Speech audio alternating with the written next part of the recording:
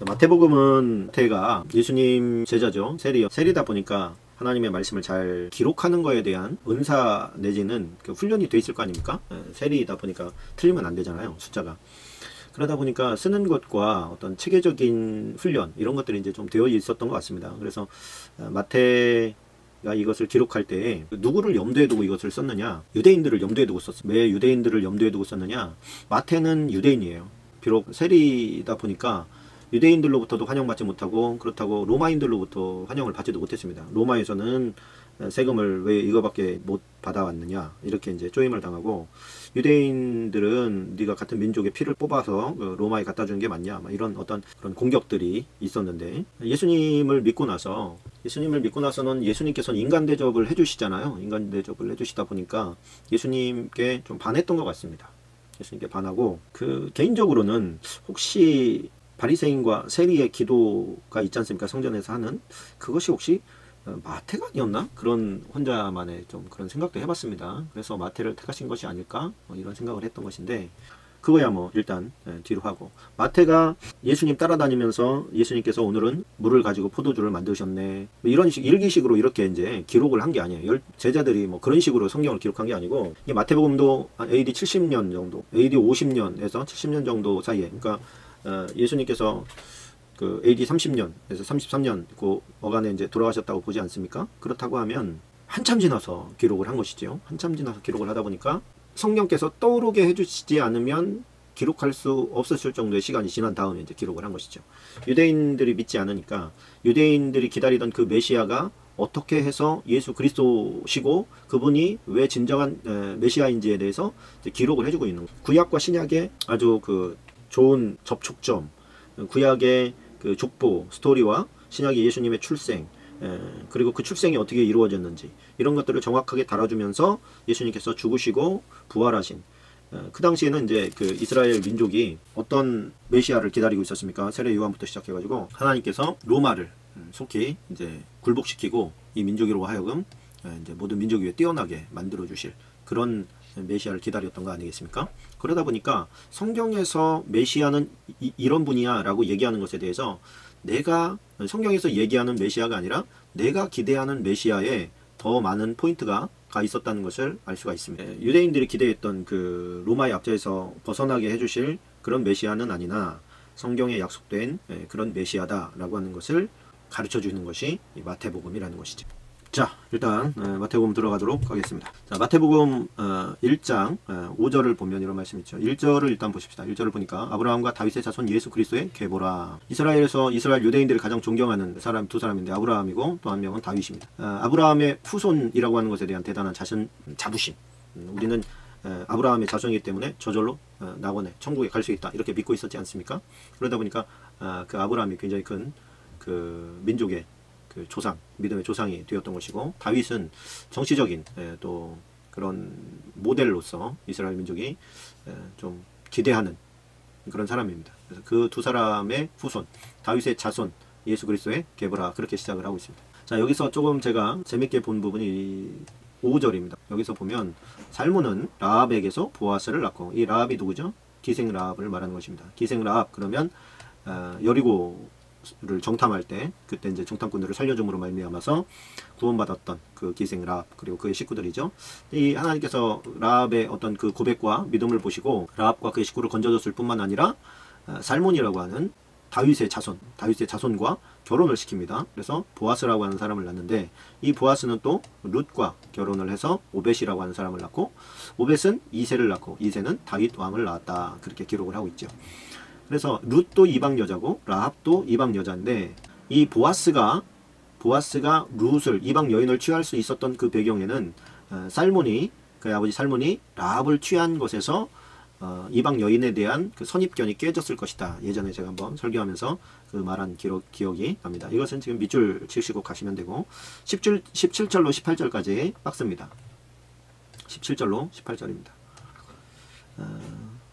16절부터 박스 치십시다. 16절. 자, 야곱은 마리아의 남편 요셉을 낳았으니 마리아에게서 그리스도라 칭하는 예수가 나시니라. 그런즉 모든 대수가 아브라함부터 다윗까지 14대요. 다윗부터 바벨론으로 사로잡혀 갈 때까지 14대요. 자, 여기서 보면 이제 다윗부터 바벨론으로 사로잡혀 갈 때까지 14대다. 그러니까 유대가 망하기까지가 14대다. 또 바벨론으로 사로잡혀간 후부터 그리스도까지 14대다. 요거 이제 기억나시죠? 이제 바벨론 그러면 포로기 이렇게 딱 생각을 하시면 되겠습니다. 예수 그리스도의 나심은 이러하니라. 그의 어머니 마리아가 요셉과 약혼하고 동거하기 전에 성령을 잉태된 것이 나타났다. 자, 이것이 이제 그 약혼의 개념이 우리나라랑 약간 다릅니다. 우리나라는 약혼하고 나서 그 결혼식하고 그 다음에 호적에 올리는데, 이제 이스라엘 같은 경우에 약혼을 하고 일단 호적에 올려요. 그리고 나서 남편의 어떤 아내를 데려오기 준비가 마치면 그때 이제 결혼식을, 여자의 집에서 결혼식을 하고 여자를 데리고 옵니다. 그러니까 호적부터 올라가는 것이죠. 그러니까 약혼이 곧 결혼인 거예요. 그렇게 생각을 했을 때 하나님께서 그러면 그 예전에 그 누굽니까, 우리나라에 좀 그 지적인 그런 능력이 있다고 하는 한 교수가, 야, 참 어떻게 하나님이 결혼한 여자를 취해서, 그죠? 결혼한 여자를 취해서 메시아를 보내냐? 그 남편의 입장에서는 아내를 빼앗긴 거 아니냐? 이렇게 접근하는 아주 묘한 쪽으로만 머리만 잘 돌아가는 그런 사람이 있더라고요. 근데 그것은 성경을 몰라서 그런 얘기를 하는 것입니다. 결혼한 여자를 뺏어서 그에게 하나님의 그 씨앗을 준 것이 아니고, 아직 하나님의 그 뭐라 그럴까요, 예언을 이루기 위한 것 중에 하나가 뭐예요? 여자의 후손이기도 하면서 다윗의 자손이기도 해야 되잖아요. 다윗의 자손이라고 하는 것은 족보상 다윗의 자손을 말하는 것이고, 여인의 후손이라고 하는 것은 남자를 접하지 않은 상태의 여자, 동정녀를 말하는 것이죠. 한 번도 남자를 경험해보지 않은 여자가 애를 낳는다. 자, 이 두 가지가 어떻게 맞을 수 있죠? 이게 미스테리잖아요. 그래서 유대인들도 이 사실은 알고 있었지만 어떤 형태로 과연 다윗의 자손, 그러면은 여기 우리가 알다시피 다윗의 자손은 다 남자들이에요. 남자들. 다윗의 후손은 다 남자들만 기록하고 있단 말이에요. 여기서 뭐 그 누굽니까, 라합이나 롯이나 이런 사람이 잠깐 등장하지만 결국에 남자들의 그런 유전을 따라서 이제 기록이 되었는데, 마리아에게서 마리아가 이제 동거하기 전에, 이게 그러니까 이게 굉장히 중요한 말씀이에요. 동거는 하지 않았다. 그러나 뭐 했다? 약혼은 했다. 이게 이제 유대인들은 금방 이해가 됐죠. 호적에는 올려놓고 아직 잠자리는 하지 않았는데 메시아가 났군. 그러면은 이 두 가지가 조금 난해한 거였잖아요. 어떻게 다윗의 자손이면서 여자의 후손으로 올 수 있는가. 그런데 이 두 가지가 기가 막히게 매칭이 딱 되어버린 것이죠. 구약의 예언을 절묘하게 딱 이루는 그런 사건이었던 것입니다. 자, 그렇게 마리아에게서 메시아, 그리스도, 기름 부으심을 받은 자가 나오게 된 것을 갖다가 마태복음에서 이야기를 하고 있습니다. 결혼 문화를 보니까, 제가 결혼 문화를 보다가 이렇게 19절은 조금 여러분들이 밑줄을 좀 한들 쳐놓고 옆에다 설명을 좀 적으면 좋을 것 같습니다. 남자가 이제 마음에 든 여자가 생기게 되면 아버지에게서 이제 잔치 비용을 타서 여자 집에서 잔치를 합니다. 잔치를 여자 집에서 하는 동안에 여자는 예를 들어서 잔치를 벌이는 동안에 그 남자의 성격이나 성품이나 술 먹었을 때 어떻게 변하는지 뭐 이런 것들을 점검을 합니다. 그러다가 마지막 날에 이제 남자가 여자 앞에다가 포도주를 담아서 이 여자 앞에다가 이렇게 놓습니다. 그러면 이 여자가 이 포도주를 마시면 이 남자를 허락한 것이고, 이 포도주를 마시지 않으면 남자를 허락하지 않은 겁니다. 당신과 결혼을 하지 않겠다, 그런 뜻인 거죠. 이거 포도주를 마시면 내가 당신과 결혼하겠다, 이런 뜻. 이제 여자가 이걸 포도주를 마셨어요. 마시고 나면 남자는, 이게 이제 그 잔치 마지막 날 하는 거라고 하지 않습니까? 이제 그 시로 집으로 돌아옵니다. 집으로 돌아와서 대략 1년이라고 그래요. 그 기간이 1년 정도를 신혼방을 꾸미기 시작합니다. 집이 남아도는 방이 뭐 그렇게 많지 않았을 거 아닙니까? 신혼집을 이제 짓기 시작하는 거예요. 그런데 이게 결혼한 사이지만 아직 합쳐지지 않은 것이죠. 그거 다 짓고 뭐 침대도 놓고 또 뭐 이렇게 그 그릇 같은 것도 좀 준비를 하고, 준비가 다 됐다라고 생각됐을 때, 그때 그 판단은 누가 하는 거냐면 아버지가 하는 거예요. 아버지. 그래서 그날과 그 시는 아버지만 아신다, 그렇게 예수님이 말씀하시잖아요. 아들이 아무리 다 된 것 같아도, 아들 기다려, 지금 아직 아니야, 너 다른 것도 준비를 해야 돼, 이것저것 준비를 해야 돼. 그리고서 준비를 계속 시켜요. 그래서 준비가, 아버지의 눈으로 봤을 때 준비가 다 됐다 그러면 아들 오늘이다, 그렇게 되면 이제 그날 가가지고 그 신부를 데려오는 겁니다. 그러니까 그때는 뭐 신부 집에서는 어떻게 보면 언제 이제 신랑이 올지 정확히 모르는 거예요. 그가 포도주를 마신 이후에는 그 다음에는 모든 것이 남자에게 딱 돌아갔습니다. 이 여자는 이미 결혼을 한 것과 같아서 이 남자가 다시 자기를 데리러 오는 날짜만 기다리는 거예요. 그 날짜만 기다리는 거예요. 그래서 이제 예를 들어서 남편이 이제 아버지의 허락을 받아서 아버지가 오늘이니까 가서 데리고 와라. 그러면 여자는 늘 준비하고 있었던 그런 상태에서 이제 신랑을 맞는 겁니다. 맞아서 신랑과 함께 집에 인사하고 그 다음에 신랑 집으로 오는 것이죠. 그때 이제 마지막 떠나는 그날에 이제 어떤 잔치도 벌어지고 또 이렇게 되고 이제 보내는 것이죠. 이것이 그 이스라엘의 결혼 풍습이다라는 걸 제가 알고 아버지만 아신다. 그날과 그 시는 아버지만 아신다라고 하는 것이 무슨 얘기인지 제가 분명히 알겠더라고요. 자, 23절도 박스인데 23절은 왜 박스겠어요? 보라 처녀가 잉태하여 아들을 낳을 것이요 그의 이름을 임마누엘이라 하시니 이를 번역한 자 하나님이 우리와 함께 계시다 함이라. 자, 이게 아까 동정녀가 여기서 말하는 처녀가 동정녀를 말하는 거예요. 잉태하고 아들을 낳는다. 그 이름은 임마누엘, 하나님이 우리와 함께 계시다. 그러니까 그 아이는 처녀가 잉태한 그 아이는 하나님이다. 그런 뜻이죠. 자, 2장으로 넘어갑니다. 2장 2절로 6절까지가 박스입니다. 자, 유대인의 왕으로 나시니가 어디 계시냐? 우리가 동방에서 그의 별을 보고 그에게 경배하러 왔노라 하니 헤로드 왕과 온 예루살렘이 듣고 소동한지라. 왕이 모든 제사장과 백성이 서기관들을 모아 그리스도가 어디서 나겠느냐 물으니 이르되 유대 베들레헴이오니 이는 선지자로 이렇게 기록된 바 또 유대 땅 베들레헴아 너는 유대 고을 중에서 가장 작지 아니하도다. 내게서 한 다스리는 자가 나와서 내 백성 이스라엘의 목자가 되리라 하였음이니라. 자, 동방 박사들이 동방이라고 하는 것은 여기서 동방이라고 하는 것은 바벨론을 말하는 거예요. 우리 뭐 동방의 아름다운 그거 있다고 해서 우리나라에서 간 게 아니고 여기에서의 동방은 바벨론을 말하는 겁니다. 이 바벨론에서부터 유대인의 왕으로 나시니가 어디 계시냐 그러고 왔다라고 하는 것은 큰일이었죠. 1600km 정도 그들이 걸었다 그런 내용이 되는 거니까요. 혹자는 이 동방박사들이 왜 뜬금없이 오겠습니까? 동방박사들이 온 거는 다니엘의 후예들일 것이다. 다니엘은 하나님의 어떤 예언을 많이 받았기 때문에 그 동방에서부터 그 후예들에게 나중에 메시아가 태어날 때는 이런 현상이 일어날 거야. 그러면 너희가 거리가 어찌 됐든지 간에 가서 그 고대하고 고대하던 하나님의 아들로서 오시는 메시아를 접견해라. 이렇게 이제 명령을 내렸을 것이다. 그래서 그것이 추정인지 아니면 다니엘이 기록한 것 가운데서 다니엘서 말고 또 다른 다니엘서들이 있지 않습니까? 그 다니엘서에서 혹시 그런 내용이 있는지 제가 지금 찾아보고 있는데 만약에 나오게 되면 알려드리도록 하겠습니다. 자, 그래서 유대인들 또 많은 사람들이 메시아를 기다렸는데 막상 메시아가 왔을 때는 그 예수님께 이 사람들이 와서 메시아가 태어났다라고 하는 것을 이야기해 줬음에도 불구하고 나도 그 메시아를 가서 보고 싶습니다. 그러면서 따라가는 사람이 하나도 없었지요. 그래서 말씀을 많이 하는 대제사장이나 서기관들 이 사람들을 모아서 맨날 말씀 붙잡고 사는 사람인데 이 사람들은 그거를 못 본 거예요. 메시아가 태어났다라고 하는 것을 못 본 겁니다. 안타까운 것이죠. 죽은 지식을 가지고 있었던 것입니다. 실행에 옮기지 못하는 지식은 있으나 나중에 보면은 예수님을 만날 수 없는 사람들도 있을 겁니다. 하나님의 말씀은 많이 알고 있고 배우고 성경 공부하고 그렇게 했는데도 불구하고 예수님 만나지 못하는 게 무슨 의미가 있겠습니까? 그 11절에 보면 예수님께서 받으신 첫 예배가 나옵니다. 집에 들어가 아기와 그의 어머니 마리아가 함께 있는 것을 보고 엎드려 아기께 경배하고 보배압을 열어 황금과 유황과 모략을 예물로 드리니라. 예배를 드리는 그 첫 사람들이 유대에서 메시아를 기다리던 사람이 아니라 동방에서부터 와서 한 사람들이다. 이걸 볼 때 조금 의아하지요. 우리가 이제 올바른 그 예배의 모습을 볼 때 동방박사들로부터 이제 찾는 그런 게 좀 많이 있습니다. 예를 들면 이런 거예요.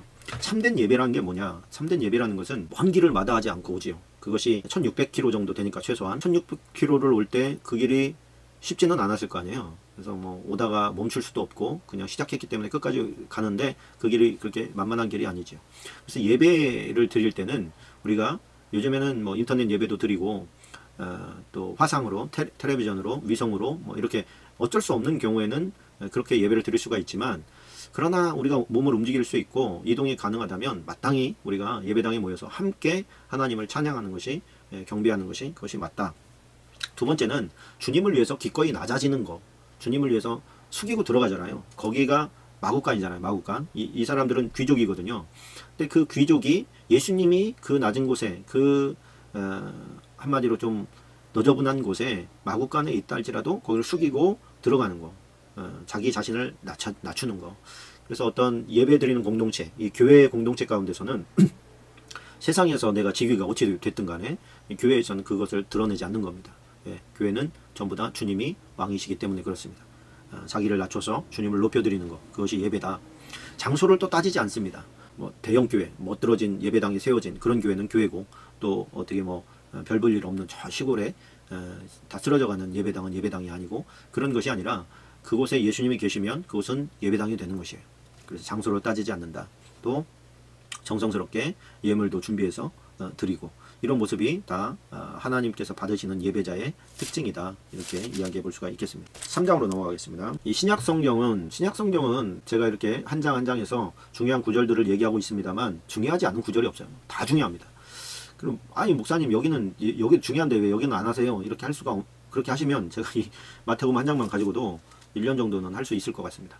그렇게 접근을 하지 마시고 그냥 빨리 징검다리 만든다 이렇게 생각을 하고, 저도 지금 하고 싶은 말들을 참고 넘어가니까 여러분들도 그거는 여러분들이 깨닫는 대로 또 기록을 하시고 나중에 또 기회가 있을 때 또 나눌 수 있으면 좋겠지요. 그러니까 제가 그냥 짚어주는데 박스 치고 메모하시면서 그렇게 빨리빨리 쫓아오면 되겠습니다.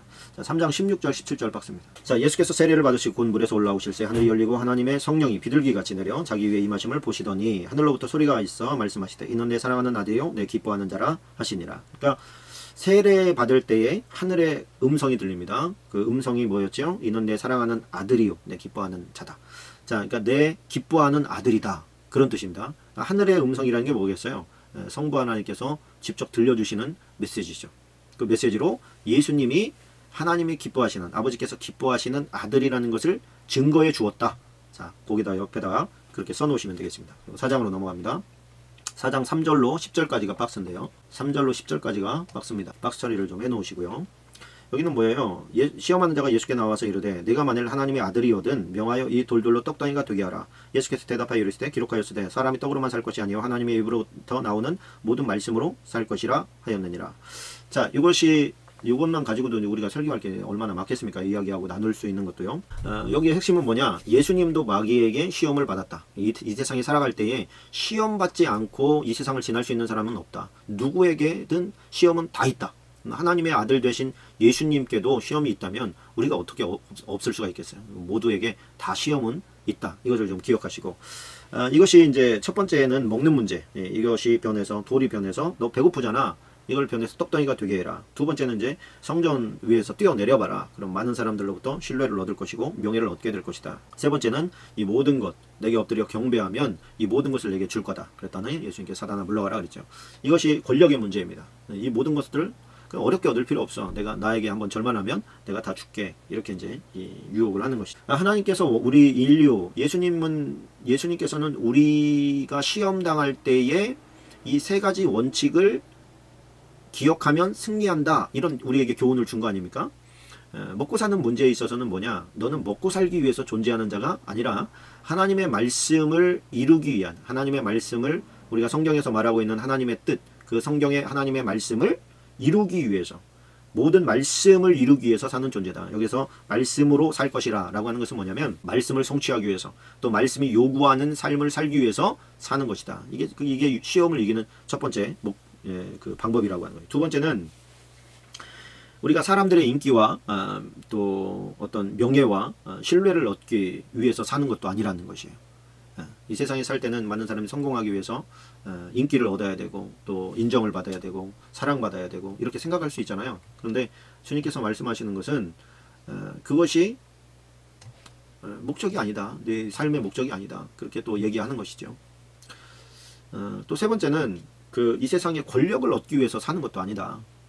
우리가 그러니까 먹고 사는 문제를 포기하고 사람들로부터 인정과 존경을 받는 것도 포기하고 또 세상의 권력을 쟁취함으로 말미암아서 그 권력이 주는 달콤한 꿀들을 먹는 것도 포기한다면, 이 세 가지를 포기한다면 마음으로, 사단을 우리가 더 무엇을 가지고 우리를 시험할 수 있겠어요?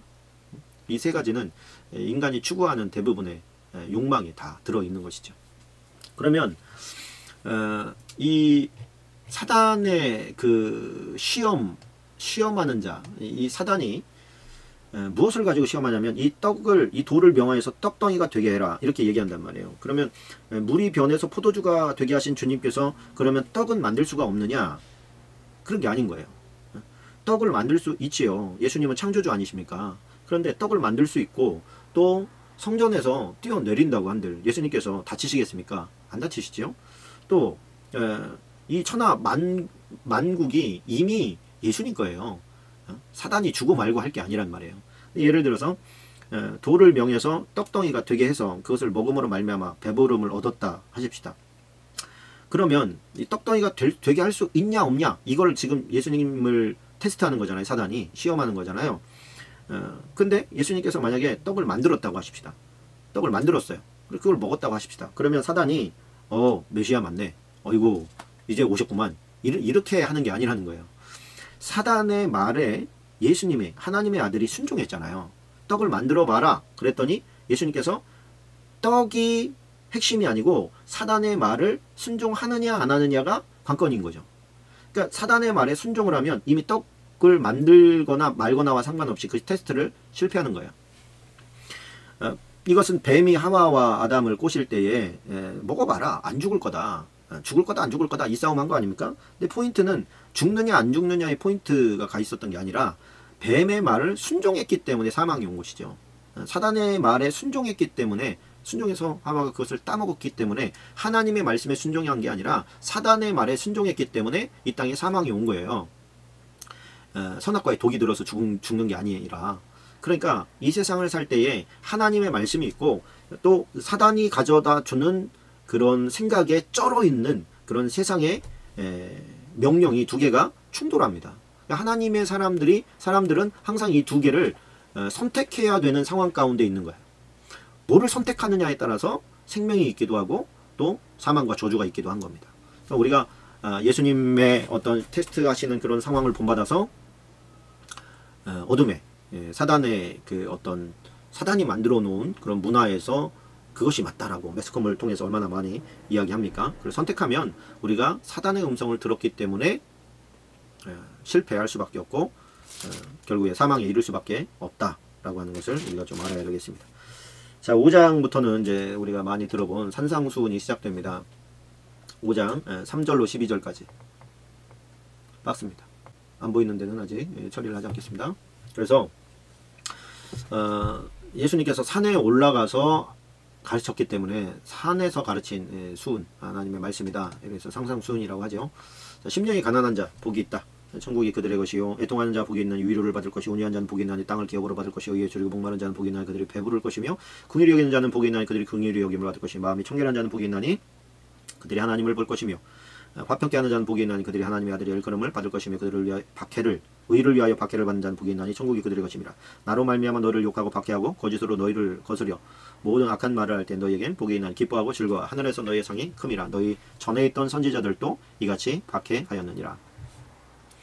자, 이것은 뭐냐? 산상수훈이라고 하는 것은 제가 이제 그 청소년들을 상담을 하다 보면 한 주간에 있었던 이야기를 듣고 그 한 주간에 있었던 이야기에 대해서 이제 코칭을 해줍니다. 생활 코칭을 해주시는 것이죠. 근데 지금 예수님께서 하시는 것이 뭐냐면 생활 코칭이에요. 크리스천은 어떻게 살아야 되냐면 이렇게 살아야 돼. 또 이런 마음으로 살아야 돼. 그것이 천국을 살아가는 사람들의 마음가짐이야. 이렇게 얘기해 주시는 것이 그것이 산상수훈이고 팔복의 마음이다 라고 하는 겁니다. 하나님의 나라에 하나님이 통치하시는 그 통치 방법은 이런 거야. 그런 것이죠. 하나님 나라에 합당한 사람의 수준, 그런 수준은 이런 것이다. 여기서 말하는 게 뭐냐면 율법 이상의 삶을 살아라. 그런 거예요. 율법 이상의 삶을 살아라. 유대인들이 추구하는 최상의 삶은 율법을 지키면서 사는 삶이었습니다. 근데 그 율법을 지키면서 사는 삶의 수준이라는 게 뭐예요? 2를 뽑았으면 너도 2를 뽑아라. 뭐 너가 한 대 맞았냐? 그러면 너도 한 대 때려라. 누가 네 눈 하나를 뽑았냐? 그럼 너도 하나 뽑아라. 이게 율법이거든요. 근데 예수님께서는 오른밤 치면 왼밥도 돌려대라. 이렇게 얘기를 하니까 뭐예요? 한 대 맞았냐? 그럼 2대 맞아줘라. 이렇게 얘기를 하시잖아요. 뭐 속옷 달래냐? 그러면 겉옷도 줘라. 예수님께서는 오히려 한술 더 떠서 가는데 그것이 의무감이 아니라 사랑에 기인한 것이어야 된다. 사랑에 기인한 것이어야 된다. 저는 특별히 이제 8절을 유심히 관찰을 하면서 중요하다고 생각을 합니다. 다 중요합니다. 아까도 얘기했지만 좀 특별히 여러분들이 더 밑줄을 그어놔야 될 게 8절이 아닌가. 마음이 청결한 자. 히브리어는 바르라고 하고 헬라어로는 카타로스라고 합니다. 깨끗한 마음. 깨끗한 마음은 하나님은 볼 거다. 그 구약의 예수님께서 하나님께서 그 시내산 위에서 강림하실 때 백성들을 못 봤습니다. 두렵고 떨려가지고 못 봤어요. 그 마음에 정결함이 없었기 때문에 그렇습니다. 마음이 청결하다라고 하는 것은 더러운 마음과 비교된 그 상반되는 개념의 깨끗함을 말하는 거예요. 세상에 때 묻지 않은, 우리는 때가 묻었잖아요 이미, 그렇죠? 근데 때 묻지 않은 깨끗함. 우리가 그릇을 쓰다 보면 그 때가 묻지요. 한번 먹었던 것을 계속해서 쓰지는 않지요. 먹었던 것은 다시 씻습니다. 왜 씻어요? 더러운 게 묻었다고 보기 때문에 그렇죠. 그것과 같이 우리는 처음에 이게 지저분하게, 예를 들어서 여기에 무슨 뭐라고 만들어졌다고 할까요? 시멘트로, 시멘트인데 그 시멘트에다가 막 지저분한 거, 오물, 이런 거 막 섞어가지고 요즘에 벽돌 만들고 그러잖아요. 그런 걸로 재료를 삼아서 만약에 이런 그릇을 만들었다. 그러면 이거는 씻어도 소용이 없지요. 근데 하나님께서 우리 인간을 만드실 때는 원래의 하나님의 형상을 따라서 만들었잖아요. 그러다 보니까 우리의 본 그릇은 깨끗한 거예요. 우리의 심령 그릇은 깨끗한 거예요. 근데 아무리 그 이제 공장에서 이게 공장에서 이제 만들어졌다고 하십시다. 그러면 유리를 불에 다 이렇게 이제 모래를 갖다가, 유리 모래를 갖다가 다 녹여가지고 이렇게 유리로 만들 때는 깨끗하죠. 나오자마자는 깨끗하죠. 그런데 이것이 만들어져서 포장을 해서 이렇게 나오지요. 그러면 이미 먼지가 묻은 거예요. 이미. 원래는 깨끗하지만 이미 공장에서 포장을 거치고 이러는 동안에 우리 눈에 보이지 않는 세균과 또 여러 가지 지저분한 것들이 있는 것이죠. 우리가 태어날 때 나면서부터 부정하고 나면서부터 죄인이고 맞는 거예요. 그 얘기는 무슨 얘기냐면 우리가 공장에서 나올 때부터 불량품이라는 얘기예요. 그러나 이것이 처음 만들어졌을 그 하나님의 창조의 순간, 그 순간에는 우리가 죄인도 아니고 더러워진 것도 아니에요. 깨끗한 그릇인 거죠. 이 깨끗한 그릇이다 라고 할 때는 청소가 되어져 있는 상태를 말하는 거예요. 그러니까 우리의 마음이 청결하다 얘기를 할 때는 얘는 태어나면서부터 청결해 이런 게 아니고 하나님께서 만드신 그 처음 모습으로의 희귀를 말하는 거예요. 예수 그리스도의 피와 성령의 불태움으로 말미암아 다시 깨끗게 되어져 가는 상태. 그 상태가 청결한 자, 청결하게 되어 가는 겁니다. 그런 자가 하나님을 본다 이렇게 이야기를 하고 있는 것이죠. 자, 그 13절 14절은 우리가 좀 밑줄을 치고 가면 좋습니다. 13절 14절. 너희는 세상의 소금이니 소금이 만일 그 맛을 잃으면 무엇으로 짜게 하리요. 후에는 아무 쓸데없어 다만 밖에 버려져 사람에게 밟힐 뿐이라. 너희는 세상의 빛이라. 산 위에 있는 동네가 숨겨지지 못할 것이다. 그렇게 성경은 말하고 있습니다. 여기서 너희는 세상의 빛이 될 것이다 이렇게 말하지 않고 이미 빛이다. 너희는 세상이 소금이 되어라가 아니라 너희는 소금이다. 이미 뭐예요? 이 예수님을 믿는 순간에 이미 우리는 빛이 되어버린 것이고 소금이 되어버린 거예요. 그런데 소금이 맛을 잃어버릴 수도 있고 빛이 꺼져버릴 수도 있다 이 얘기하는 것이죠. 소금의 맛을 잃어버렸을 때는 탔을 때라고 해요. 타버려. 이게 타버리게 되면 그 짠맛을 잃어버린다고 그래요. 그래서 짠맛을 잃어버린 소금의 경우에는 뭐라 그럴까요? 그 소똥, 소가 이렇게 똥을 싸면 이렇게 시간이 건조하니까 시간이 지나면 말라버리잖아요.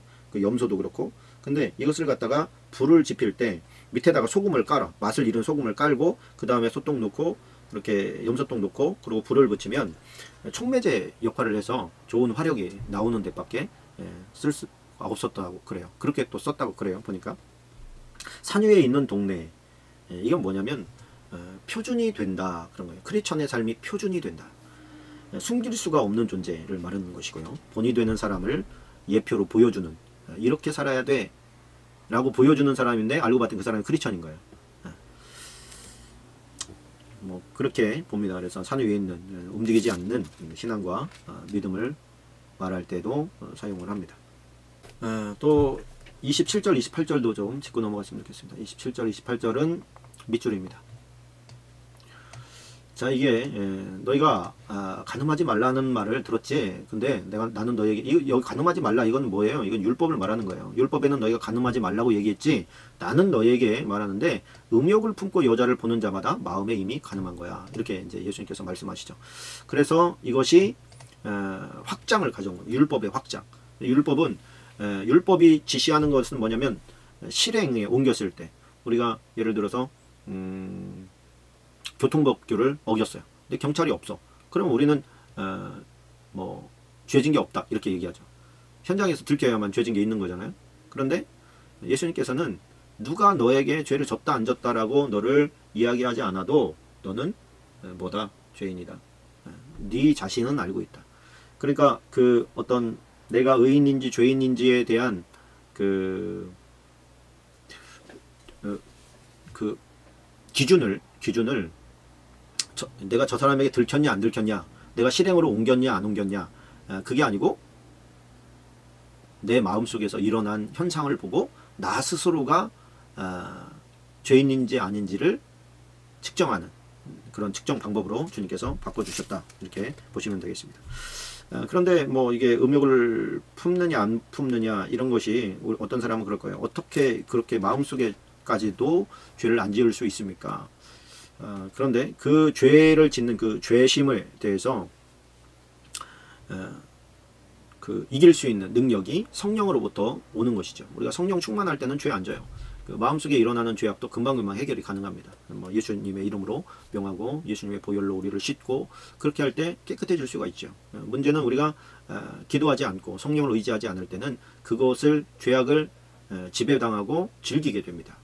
그런 모습을 주님께서 이제 막을 수 있는 길을 이미 알려주셨다. 이렇게 보시면 되겠습니다. 제가 지금 이렇게 뜸을 들이는 이유는 뭐냐면 할 말이 너무 많기 때문에 그렇습니다.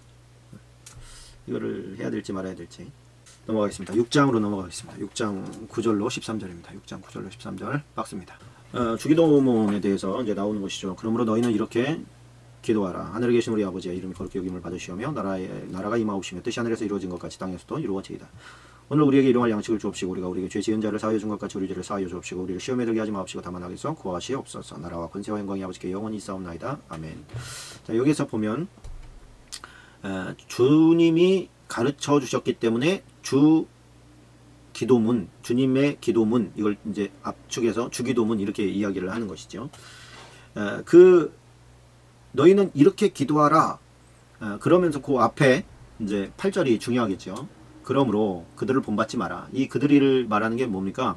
뭘 먹을까, 뭘 마실까, 이거 걱정하는 사람들, 그래서 뭐 이거 주세요, 저거 주세요 하는 사람들, 그들처럼 그냥 중언부언하면서 기도하지 마라.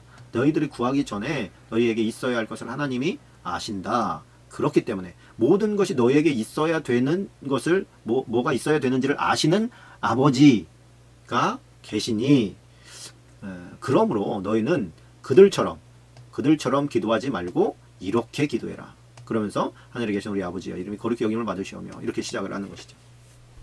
그러니까 주기도문의 핵심은 뭐냐? 주기도문의 핵심은 하나님의 영광을 위한 것이죠. 기본적으로는 하나님의 영광과 또 하나님의 계획하신 뜻과 섭리가 이 땅 가운데서 이루어지는데 내가 쓰이기를 원합니다.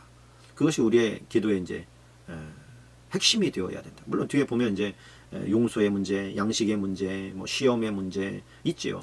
그러나 그 제일 중요한 것부터 먼저 이제 나오게 되니까 중요한 게 뭐라는 거예요? 하나님의 뜻을 이루는 거, 하나님의 뜻을 성취하는 거, 그것이 우리의 목적이 되어야 한다라고 하는 것입니다. 오늘 정말 이 인터넷이 정말 속을 많이 썩이네요. 이해해 주시기를 바랍니다. 자, 24절 한번 보십시다. 24절.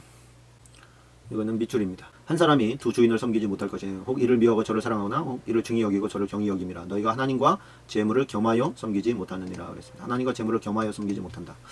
자, 인간 성품의 특성은 한 곳으로 치우칠 수밖에 없다는 거예요. 재물로 치우치든지 하나님께 치우치든지. 너희는 어떤 삶을 살아라? 하나님께 치우친 삶을 살아라 라고 하는 것이. 그렇지요. 우리가 뭐 하나님이 예수님께서 그 구약의 신들이 얼마나 많습니까? 바알도 있고 아사랴도 있고 뭐 얼마나 많아요. 근데 자존심 상하지만 인간 입장에서 하나님께서 하나님의 비등한 하나님과 동등한 수준까지 올려놓은 그 라이벌이 누구냐? 재물이라는 거예요. 돈이 하나님과 라이벌할 만큼 인간에게 있어서는 강력한 존재다. 그래서 이 두 가지를 놓고 하나님이냐 돈이냐, 뭘 보면 우리가 그걸 알 수 있냐면, 하나님 돈 주세요 라고 기도하는 모습을 보면서 우리가 돈을 하나님의 위치에다 갖다 놨구나 라고 하는 것을 이해하면, 이거 너희들에게 있어야 할 줄을 하나님이 아신다 라고 했는데 우리는 그거 못 믿는 거예요. 모르시잖아요. 제가 지금 가르쳐 드릴게요. 나 지금 돈 필요하다고요. 이렇게 얘기하는 거예요. 그러니까 하나님이 지금 목적이 아니고 돈이 목적인데, 내가 목적하고 있는 이 돈을 위해서 하나님이 지금 사용되어야 된다는 거예요. 너무너무 죄송한 표현이지만 딱 맞는 표현입니다. 하나님을 이용해서 돈을 갖고 싶다는 거예요. 하나님 뭐라고 하는데, 너희가 돈이 필요한 거 안다고 하는데, 그러니까 자식들한테 그런 거죠. 너 내가 돈으로 보여? 내가 돈으로 보이냐? 막 이런 거죠. 왜 그런 말을 합니까? 얘가 나를 사랑하는 것은 전혀 느껴지지 않고 얘가 나에게서 원하는 것은 돈뿐이야. 이런 거 느껴질 때 너 내가 돈으로 보여? 이렇게 하는 거죠. 돈이 좋아? 내가 더 좋아? 막 이렇게 막 따지는 거 아닙니까? 그것이 하나님께도 동일하게 적용이 된다는 거예요. 우리는 과연 돈을 더 원할까요? 아니면 하나님을 더 원할까요? 자, 질문하고 넘어가겠습니다. 자, 25절에 보면 또 재미난 표현이 나오는데, 그러므로 내가 너희에게 이르노니 목숨을 위하여 무엇을 먹을까 무엇을 마실까 몸을 위하여 무엇을 입을까 염려하지 말라. 목숨이 음식보다 중요하지 아니하며 몸이 의복보다 중요하지 아니하냐. 밑줄입니다.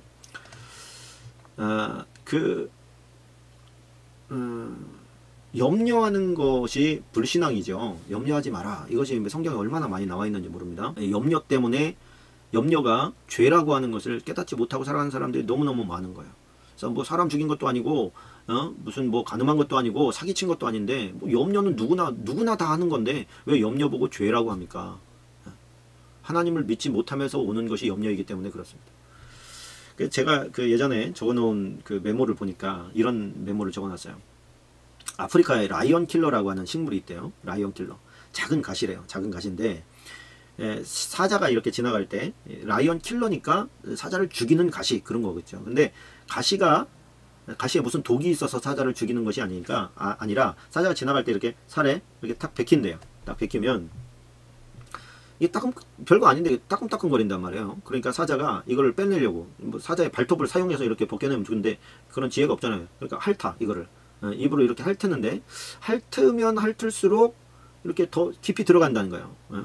이게 빠지는 게 아니라. 그러니까 이게 사자의 혀를 보면 이렇게 좀 고양이 혀 이렇게 만져봤는지 모르겠습니다만 이렇게 오돌도돌 나 있거든요. 그러니까 얘가 자꾸만 이렇게 들어가는 거예요. 들어가면 아프잖아요. 그러니까 더 깊이 들어가요. 그러다가 이제 핥으면 핥을수록 얘가 곪아가는 거예요. 그래서 얘가 곪아가는 범위가 점점 크고 어떻게 못하니까 계속 핥아대고, 이러다가 결국에는 염증 때문에 죽는다는 거예요. 그래서 제가 느낀 게, 염려가 그런 것 같다. 염려를 하면 할수록 더 깊어지고 더 넓어지지, 이게 염려를 한다고 해서 빠지는 경우는 없구나, 이런 생각을 하게 된 겁니다. 염려가 죄고 하나님을 믿지 못하면서 오는 그런 불신의 처사라는 거예요. 염려가 생길 때는 그래서 뭐를 해야 되는 거예요? 기도를 해야 되는 거예요. 이 가시 박혔어요. 내가 해결하려고 하지 말고, 이 가시 박혔어요. 이 가시 좀 빼주세요, 하나님. 이렇게 얘기를 해야 된다. 사람이 뭐 간단한 거에도 곰곰이 생각하면 그것 때문에 시험에 걸려 넘어지는 게 얼마나 많은지 몰라요. 곰곰이 생각해서 망하는 거예요. 그러니까 옛날에 어느 목사님이 이제 후임 목사님인데, 전임 목사님, 은퇴하신 목사님에게 생일날 이제 축하 문자를 하나 보낸 것이죠. 오래오래 사세요. 이렇게 이제 보냈는데, 막 목사님이 노발대발 하시면서 말이죠. 내가 뭐 너한테 뭐 피해 준 거 있어? 막 그러면서 이제 화를 내시는 거예요. 그래서 이 후임 목사님이 이해가 안 되는 거죠. 도대체 내가 왜 이렇게 화가 나셨나? 그래서 문자를 다시 한번 봤더니, 오래오래 사세요 이렇게 보낸다는 게 오래오래 사네요 이렇게 보낸 거예요. 오래오래 사네요. 목사님이 이해하고 그냥 넘어가야 되는 거잖아요. 아유, 어떻게 또 오타를 보냈구만, 이렇게 생각을 해야 되는데 이게 곱씹게 되는 거죠. 라이언 킬러가 된 거예요. 그러니까 이거 오래오래 사네요, 이거 오타같이 하면서 본심을 보낸 거 아니야? 뭐 이렇게 생각을 하는 순간에 사울에게 임한 시기의 영처럼 그냥 갑자기 막 승질이 확 일어나시는 거죠. 참, 그러니까 뭐 어떤 문제를 가지고 우리가 고민하면 안 됩니다. 그래서 깊이 생각하면 망하고, 깊이 기도하면 승리하는 것입니다. 자, 오늘 6장까지 하도록 하겠습니다. 다음 주에 7장부터 들어가도록 하겠습니다. 오늘 6장까지 했나요? 기도하고 마치겠습니다. 주님, 주님의 마음을 너무 모르고 주님의 뜻도 모르는 것 같아서 죄송합니다. 주님을 더 사랑하고 섬기며 믿음으로 살아나갈 수 있도록 인도해 주옵소서. 예수님의 이름으로 기도합니다. 아멘.